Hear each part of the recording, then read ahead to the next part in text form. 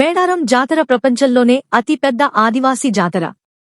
విశేషమేమిటంటే విగ్రహారాధనకు తావు లేకుండా పూర్తిగా ఆదివాసీల సంస్కృతి సాంప్రదాయాలతో జరిగే ఈ జాతరను గిరిజనేతరులు ఎక్కువ భక్తి శ్రద్ధలతో దర్శించుకుంటారు.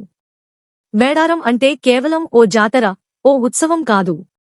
కోట్లాది మంది భక్తుల నమ్మకం, విశ్వాసం, సంకల్ప సిద్ధికి పూనుకునే ఓ శక్తి స్థలంగా ప్రసిద్ధి చెందింది. దండకారణ్యం అరణ్య గర్భంలో 2 ఏళ్ల కోమారు జరిగే మేడారం జాతరలో ప్రతి ఘట్టం ఓ అపూర్వమే కాదు, జీవితాంతం గుర్తుండిపోయే ఉద్విగ్న జ్ఞాపకాలు.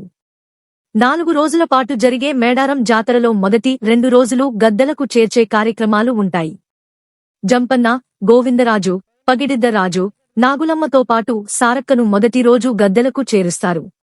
మేడారం సమీపంలోని కన్నెపల్లి నుండి సారక్కను గద్దెకు చేరుస్తారు. ఈ ఘట్టం జాతరలో మొదటి ప్రధాన ఘట్టం కాగా ఈ దృశ్యం చూసేందుకు జనం 1000 కళ్లతో ఎంతో భావోద్వేగంతో ఎదురు చూస్తారు. ఆదివాసీ పూజారులు ఒక్కో వంశస్థులు గద్దెలకు చేర్చే కార్యక్రమాలు నిర్వహిస్తారు. ప్రధానంగా భక్తులు కొలిచే సమ్మక్క తల్లిని 2వ రోజు సాయంత్రం చిలుకల గుట్ట నుండి తీసుకువస్తారు. చిలుకల గుట్టపై కొక్కెర వంశానికి చెందిన ఆదివాసీ పూజారి ఈ కార్యక్రమంలో ప్రధాన పాత్ర పోషిస్తాడు. ఆయనకు తోడుగా ఇతర పూజారులు సహాయంగా ఉంటారు.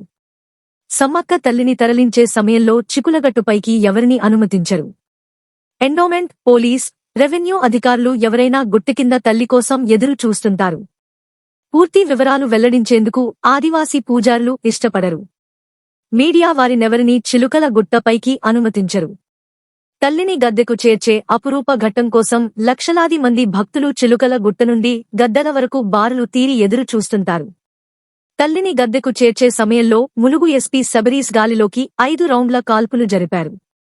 తల్లిని ఆహ్వానించే క్రమంలో గాలిలోకి కాల్పులు జరపడం ప్రతి జాతరలో ఆనవాయితీగా కొనసాగుతోంది. జాతరలో స్వయంగా అన్ని ఏర్పాట్లు పర్యవేక్షిస్తున్న రాష్ట్ర మంత్రి సీతక్కతో పాటు దేవాదాయ శాఖ కమిషనర్ అనిల్ కుమార్, ములుగు జిల్లా కలెక్టర్ శ్రీజ, మేడారం జాతర ఉత్సవ కమిటీ అధ్యక్షులు అర్రం లచ్చలు పటేల్, ఇతర అధికారులు స్వాగతం పలికారు. జాతరలో పోలీసుల బందోబస్తు చాలా ముఖ్యమైంది. తొక్కిసలాటలు జరగకుండా పోలీసులు జనాన్ని అదుపు చేసే బాధ్యతలు చేస్తారు. లక్షలాది మంది భక్తులు వచ్చే జాతరలో ఏమాత్రం అజాగ్రత్తగా వ్యవహరించినా తొక్కుసలాటలు చోటు చేసుకుంటాయి. అందుకే 24 గంటల పాటు అధికారులు endowment department staff announcement, except second shift డ్యూటీలో ఉన్న వాళ్ళు కాకుండా ఫస్ట్ అండ్ థర్డ్ షిఫ్ట్ వాళ్ళు భోజనం చేసేసి మీరు త్వరగా మీ పాయింట్స్ దగ్గరికి వచ్చేసేయాలి.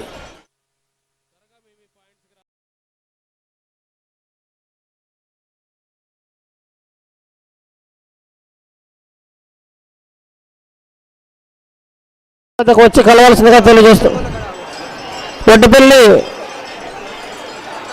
వడ్డపల్లి సత్యమ్మ, మీ బంధువులంతా కూడా ఆ ఎదుర్కోళ్ళ దగ్గర ఉన్నారు. సార్లమ్మ దర్శనం చేసుకుని ఆ ఎదుర్కోళ్ళ దగ్గర ఉన్నారు. అక్కడికి వెళ్ళి కలవాల్సిందిగా తెలియజేస్తున్నాం.